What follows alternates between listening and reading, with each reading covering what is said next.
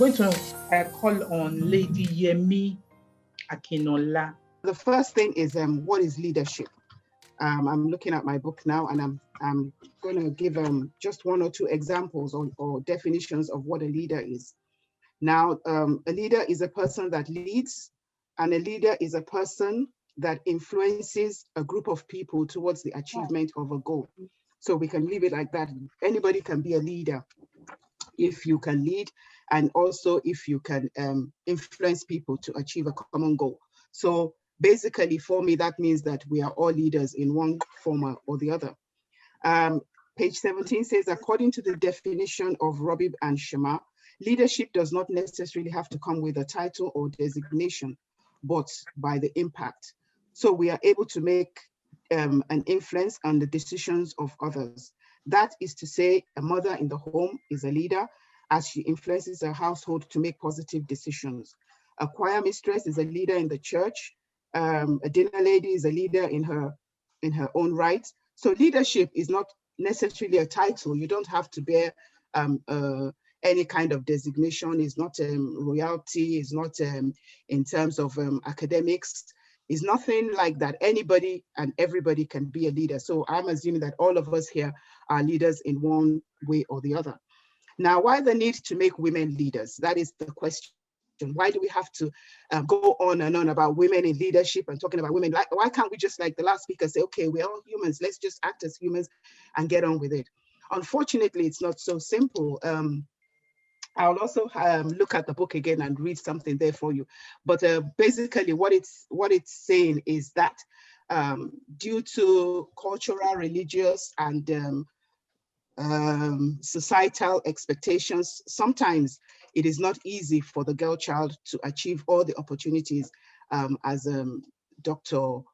rightly told us, the last speaker, like, you know, if the opportunities are there, go for it. Unfortunately, it's not so easy because the girl child is born with a few natural disadvantages. And if you are in a certain climate, in a certain society, in a certain area, then you are more at a disadvantage. So there is a need for us to, you know, hamper on about women in leadership, because we realize that for some people, it doesn't come natural. I'll read another bit of the book which talks about that. It says here that leadership is not something that is, leadership specifically targeted at women, because as a woman in certain climes and societies, cultural and religious factors put us at a natural disadvantage, resulting in the need for women to work extra hard to prove themselves, to prove their worth in a predominantly male-oriented and biased environment. So what do we mean by this? In layman's terms, it just means that there's some certain societies which we cannot pretend that does not exist, that does not really recognize the worth of the girl child. So even as a girl, you are told that there are certain things you cannot do. There are certain places that you cannot go to. You are told that your place is probably in the kitchen. You're geared up for marriage, and that is, you know, about it. Your education is not a priority. So if the family have to decide who to send to school, then the girl child will naturally, you know, no matter how brilliant she is, she will naturally be at a disadvantage. So there are communities and societies like this in developing countries. We hear about what is happening with the girl child in India, in some societies in Africa, you know, in Somalia, Rwanda, Nigeria, to name a few. So we must understand that in some societies, the girl child does not have it easy like that.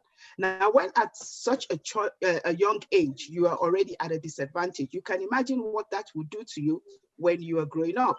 You can imagine the choices that you'll be, you know, allowed to make or not allowed to make.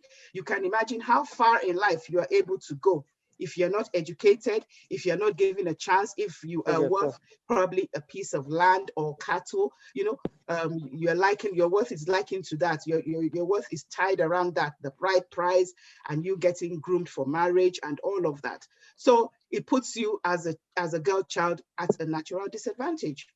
Now, why do we need to talk about gender parity? Let me give you the definition of gender parity. Sorry to simply. How long is? Please, 1 minute. Okay, no problem. Okay. So gender parity just means equality of the sexes. Now, the next part of the conversation is to explain to you my journey into gender parity. Now, I am television presenter, producer, and I do the lifestyle, shows. So I thought that probably the harsh glare of the TV was not an enabling environment for women to talk about their issues. So an opportunity came up on radio, and I took that and I said, let's talk about, women matters. Let's talk feminine. But unfortunately, even with the radio, where they could not see women's faces, we could not recognize their voices, women still could not own their story.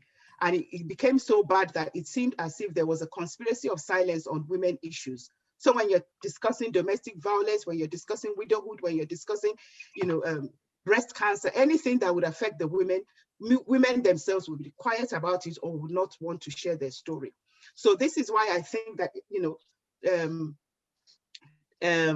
International Women's Day 2021, we should have moved on from this. We should not be conceding to this conspiracy of silence about what we can and what we cannot talk about. As women, we should come up with everything that affects us so that, when an awareness is created, then we are able to move forward. So that is my journey into leadership. That led me to write the book, Empowering Women for Leadership. It's on Amazon.